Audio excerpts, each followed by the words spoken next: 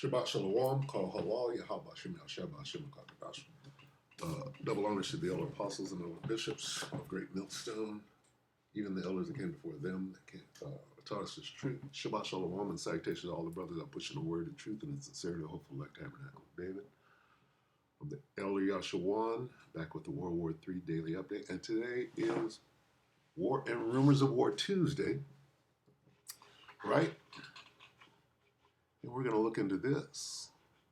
Iran just closed the Strait of Hormuz. Is that true?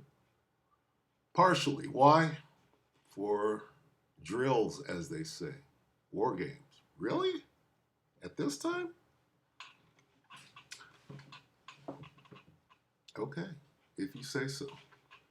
So what we do is we go to Matthew 24 and 6, and we read it in the King James.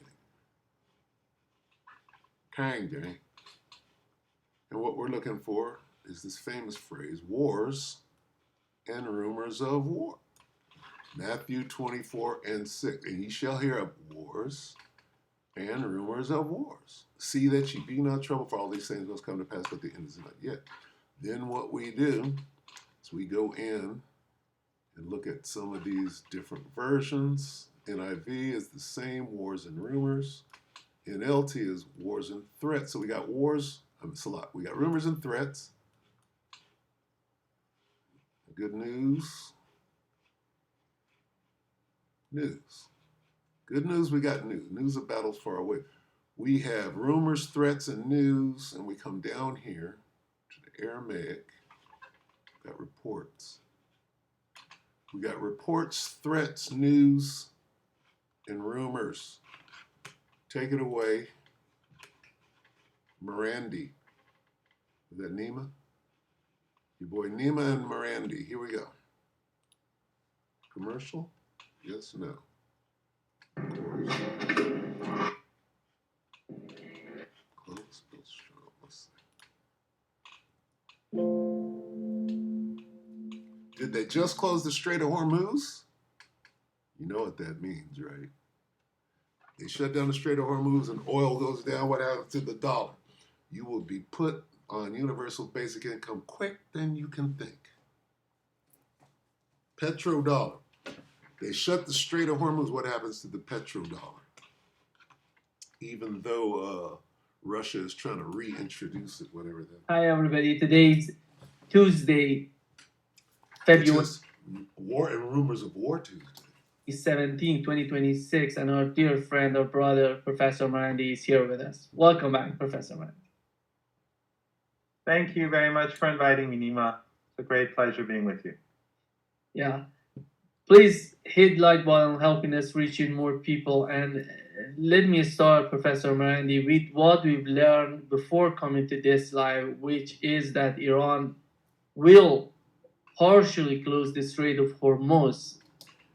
And there's your information for the day. Okay, the World War III Daily Update. Iran will partially close Strait of Hormuz to do some war games, right? It's, what is the action? What is the strategy on the part of the Iranian army when it comes to Strait of Hormuz? Well, the Iranian Navy, the Revolutionary Guards, is carrying out a maneuver with live ammunition. And so they've partially closed. A maneuver with live ammunition. No, they're going to block off and not let a nigga use my airspace or my waterways right now. That's what the hell is the Strait of Hormuz to carry out those operations. And they are using some of the weapons that will be used against the United States and against anyone linked to the United States, any entity linked to the United States in the Persian Gulf region, because we have to keep in mind, Nima, that all of the Arab family dictatorships in the Persian Gulf, which are despotic regimes, there's no freedom in Qatar to say anything about the regime. There's no freedom in the Emirates. There's no freedom in Bahrain. And so these entities, which also host U.S. bases and those U.S. bases, as we speak, are being used against Iran to prepare for war against Iran. They have no excuse in case war starts. They cannot pretend that they're neutral. They will be complicit in a war of aggression. They can't have their cake and eat it too. They can't have American bases and have the Americans bomb Iran and have friendship with Iran at the same time. It's not going to happen.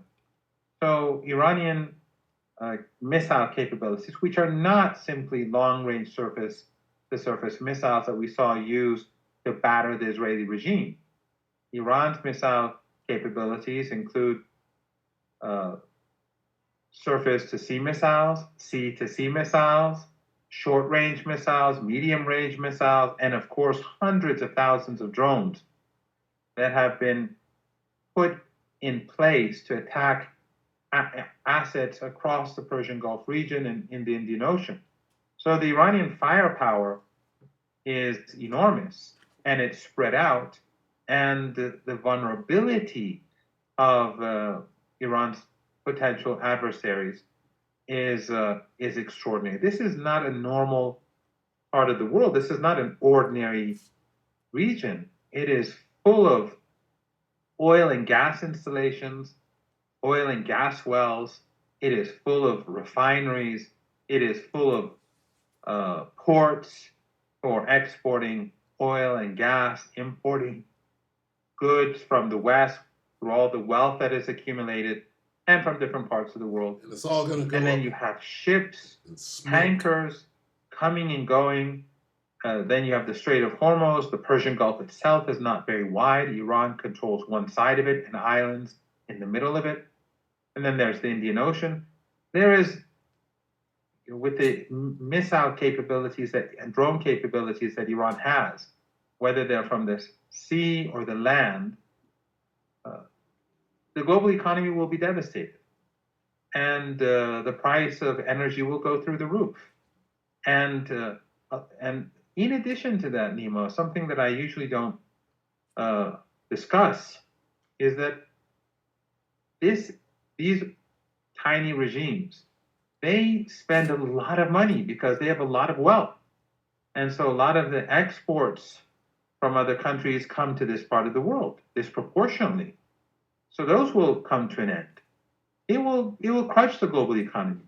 And Trump, being weak and vulnerable as things are, unpopular, people opposing war in the United States, you now have a very difficult economic situation. It's getting worse in the United States.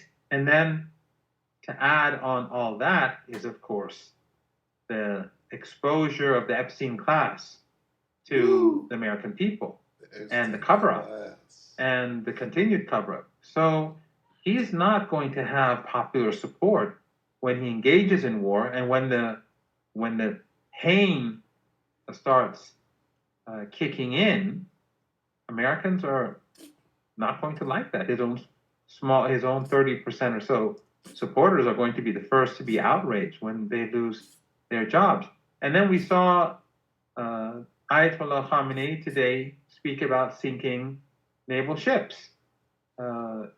This is not a situation which I think any sane person in the United States would want to see turn into a conflict, turn into a military conflict.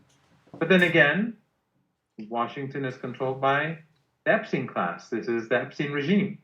And the people around Trump and the Senate and the House, they are Israeli firsters. They don't care about the United States or about the global economy or European economies. They care about Israel. I chose Cal Southern because Slocky, I'm going to let him talk a little more because good information. Israel. You're muted, Nima. Yeah, actually, we are You're witnessing. still muted. Yeah, Can you hear me, Professor Marandi? Yes. Yeah. Yes. We are witnessing some sort of unprecedented escalations between the United States and Iran in the Middle East. We haven't seen this sort of escalation before. You know, when you see in the two aircraft carriers, 15 destroyers in the region, and they're bringing a lot of weapons to the region. And on one hand, Donald Trump, who, you know, said that before, he said that he's not seeking regime change in Iran. He changed his rhetoric that maybe the regime change is the best option. What is the response on the part of Iranians to this sort of rhetoric, changing, no regime change, no, let's go after regime change, let's prepare to a new war in the Middle East? What is the Iranian response to that? I just want to also add to this that this is the position of the entire Epstein class in the United States. Those who hate Trump, like the New York Times, when it comes to attacking Iran, they're all for it. The Washington Post, they're all for it. So they'll constantly say how terrible things are in Iran and how evil the so-called regime is and they're killing people. That's what this is all about. There's a consensus. They want to demonize Iran for ordinary Americans to justify war. So they may hate Trump, but they love war. And so, it's not as if this is an issue about Trump. This is the Epstein class. This is a regime that is controlled by this particular class. And I think the most important thing right now that we have to take into consideration is that while the United States is divided, and the American people don't want war. They're not happy with this regime. They're not happy with the Epstein class, any part of it. They despise all of them, whether Democrat or Republican, they're all the same. Whether the New York Times or the Washington Post, whether Fox News or MSNBC, they're all the same.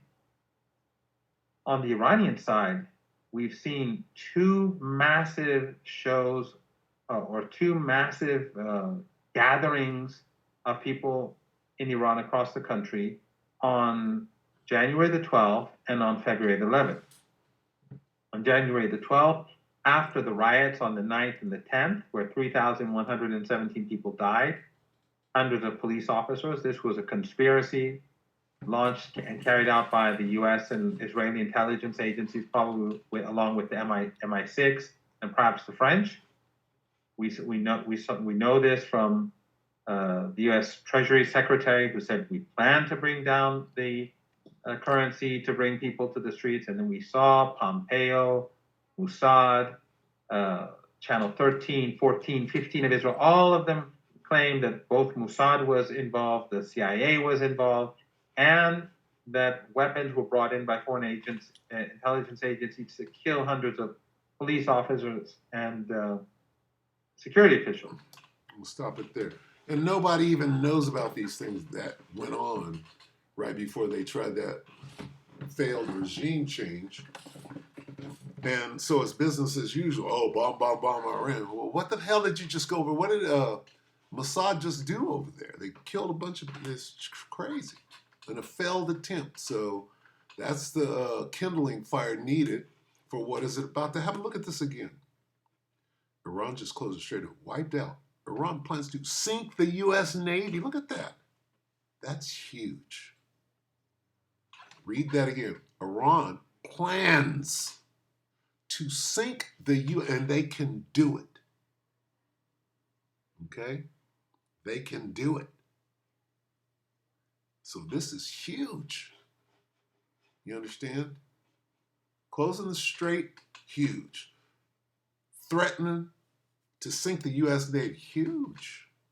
Absolutely huge. Okay, so I'm going to go ahead and end it. But, rumors, are these rumors? Let's go back. You will hear about wars and threats of wars. And you shall hear of wars and rumors of war. You're going to hear the noise of battles close by in the news. Battles far away. Wars and rumors, right? Reports. He's given a report. Rumors of battles. Reports. threats. Where's threat? Report. Threat is up here. Threats. This is a threat. Iran plans to sink the U.S. Navy. That's a threat.